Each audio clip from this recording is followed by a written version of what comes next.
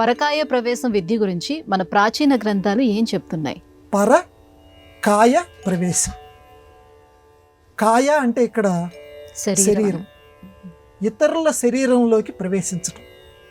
ఇది గొప్ప విద్య. వాలఖిల్యుడు, ఇప్పటికీ ఉందమ్మా పుస్తకం. వాలఖిల్యుడు అనేటువంటి మునిగారు ఈ పుస్తకాన్ని సందర్శించారు. ఇది అందరికీ తేలిగ్గా వచ్చేటువంటి విద్య కాదు.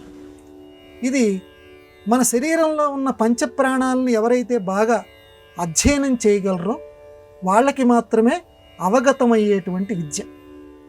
మన శరీరంలో ప్రాణ, అపాన, వ్యాన, ఉదాన, సమాన అని పంచప్రాణాలు ఉంటాయి. ఈ 5 ప్రాణాలు మనిషి చనిపోయినప్పుడు నిర్గమిస్తాయి, అవి వెళ్ళిపోతాయి. ఎందుకని ప్రాణం లేచిపోయిందని చెప్తాం. కానీ చనిపోయిన 2-3 గంటల వరకు కూడా ప్రాణం అనేది శరీరంలో ఉంటుందట. ఏ ప్రాణం అండి? వ్యానము అనే పేరుతో పిలువబడేటువంటి ప్రాణం శరీరంలో ఉంటుంది.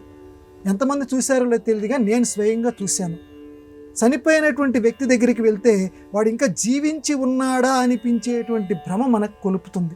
ఒక 2-3 గంటల సేపు అందరు చనిపోయారని చెప్తూ ఉంటారు. ఎందుకంటే ఆ ప్రాణం ఇంకా వాడిని విడిచిపెట్టి ఉండదు. అందుకే ఒక 2-3 గంటలు ఆగండి, అప్పుడే కంగారు పడకండి అని పెద్దవాళ్ళు చెబుతూ ఉంటారు. అలాగే దహనయాత్రకి తీసుకొని వెళ్ళేటప్పుడు కూడా మధ్య మధ్యలో ఆపి గోవిందనామస్మరణ చేయిస్తారు. అంటే ఒకవేళ వాడిలో గనక ప్రాణం గనక ఉంటే మళ్ళీ తిరిగి లేచి వస్తాడు. అలా లేచి వచ్చినటువంటి ఉదంతాలు కూడా మనం అప్పుడప్పుడు చదువుతూనే ఉన్నాం, పత్రికల్లో చదువుతూ ఉన్నాం. అందుకే దాన్ని ఆపమంటారు. ఆ యాత్రలో కూడా మధ్య మధ్యలో దించి గోవిందనామస్మరణ చేయమని అంటారు. సరే, ఇంతకేంటంటే పరకాయ ప్రవేశం దగ్గరికి వద్దాం. ఈ పరకాయ ప్రవేశంలో ఏంటంటే ఆ 2-3 గంటల లోపలే పరకాయ ప్రవేశం చెయ్యాలి.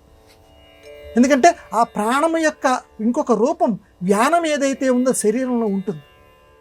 అందువల్ల ఆదిశంకరాచార్యుల వారు పరకాయ ప్రవేశం ఆ రాజు శరీరంలోకి ఆ రకంగా చేశారు. ఆ 2-3 గంటలు ఇక్కడ ఎంత జాగ్రత్తగా తెలియాలంటే వ్యానం సంగతి, ఆ వ్యానం అధ్యయనం బాగా చేయగలగాలి. వాడి శరీరంలో వ్యానము, తన శరీరంలో వ్యానము, ఈ రెండింటినీ సమనిష్పత్తిలో ఉంచగలగాలంటుంది ఆ వాలఖిల్యుడు రాసినటువంటి గ్రంథం. ఆ వ్యానం పుట్టుక ఎక్కడ ఉందో జాగ్రత్తగా తెలియాలి, దాన్ని స్తంభింప చేయాలి. ఈ 2-3 గంటలు చేయగలిగితే, ఆ విద్యని గనక నేర్చుకోగలిగితే అప్పుడు పరకాయ ప్రవేశం ఆ వ్యక్తి చేయగలడు. శంకర భగవత్పాదుల వారు ఆ రకంగానే ఆ అమరక శతకాన్ని రాయగలిగాడు ఆ రాజుగారి యొక్క శరీరంలోకి ప్రవేశించి.